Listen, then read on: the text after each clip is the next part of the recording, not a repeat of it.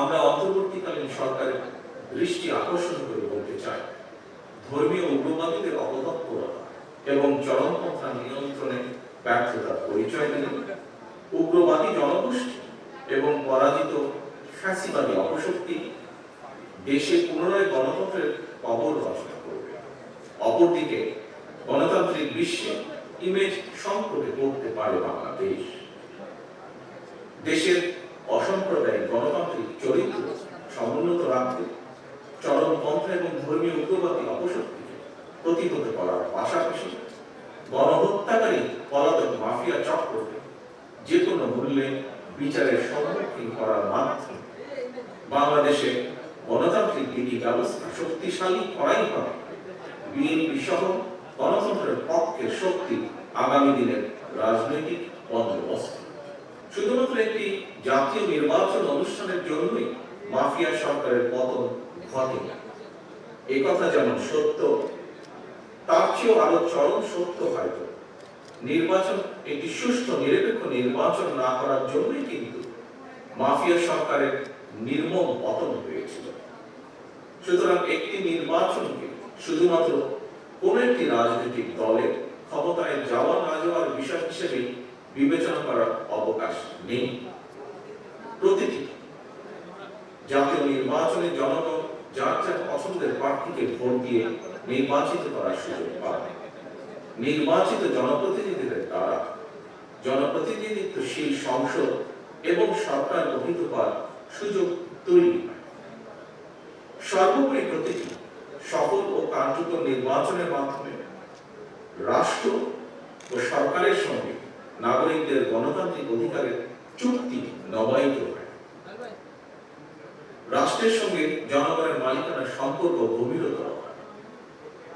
রাষ্ট্রে জনগণের মালিকানা প্রতিষ্ঠার লক্ষ্যে বিএনপি সহ গণতন্ত্রের পক্ষের রাজনৈতিক দলগুলো জাতীয় নির্বাচন অনুষ্ঠানের বিষয়ে সোচ্চার, কিন্তু অন্তর্বর্তীকালীন সরকারের কোন কোন উপদেষ্টা এমনকি দু একটি রাজনৈতিক দলকেও জাতীয় নির্বাচনের ব্যাপারে ইদানিং কিছুটা ভিন্ন স্বরে কথা বলতে শোনা যায়। আমরা মনে করি জনপ্রত্যাশার প্রতি শ্রদ্ধা না দেখিয়ে নতুন রাজনৈতিক বন্দোবস্তের নামে গৌণ ইস্যুকে মুখ্য করে অকারণ সময় পূরণের চেষ্টা হলে সেটি জনমনে ভুল বার্তা পৌঁছবে। অন্তর্বর্তীকালীন সরকারের নিরপেক্ষতা এবং সরকারের কার্যক্রমের প্রতি জনগণের আস্থার সংকট সৃষ্টি করে গণতন্ত্র প্রতিষ্ঠা করণের যাত্রা পথ বিপদ সংকুল হয়ে উঠতে বাধ্য। অপরদিকে এই ধরনের পরিস্থিতি শেষ পর্যন্ত পলাতক মাফিয়া চক্রের দোষরদের পুনরুত্থানের পথকে সুগম রাষ্ট্রের রাজনৈতিক নীতি ব্যবস্থাকে শক্তিশালী এবং কার্যকর করার উপায় শুধুমাত্র কেতাবি সংস্কারের উপরে নির্ভর করে না। রাষ্ট্রের রাজনৈতিক নীতি ব্যবস্থাপনা শক্তিশালী হয় প্রতিদিনের গণতান্ত্রিক চর্চার উপরে। বিশ্বের গণতান্ত্রিক রাজনৈতিক ব্যবস্থা শেষ পর্যন্ত রাজনীতিবিদরাই রাষ্ট্র এবং সরকার পরিচালনা করেন। সুতরাং রাজনীতি, রাজনীতিবিদ, রাজনৈতিক প্রক্রিয়া এবং গণতান্ত্রিক জনগণের বিচার বুদ্ধির উপরে আস্থাহীনতার প্রয়াস শেষ পর্যন্ত গণতান্ত্রিক বিধি ব্যবস্থাকে দুর্বল এবং প্রশ্নবিদ্ধ করবে।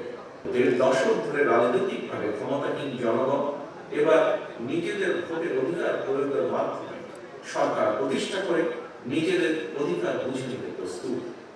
সুতরাং জননিরাপত্তা নিশ্চিত এবং জনদুর্ভোগ কমানোর সকল পদক্ষেপ গ্রহণের পাশাপাশি জনগণের ভোট জনগণের কাছে দায়বদ্ধ, ভোটে জনগণের কাছে দায়বদ্ধ একটি গণতান্ত্রিক সরকার প্রতিষ্ঠার লক্ষ্যে অন্তর্বর্তীকালীন সরকার নির্বাচনী ব্যবস্থার সংস্কারকে সর্বোচ্চ অগ্রাধিকার দেবে।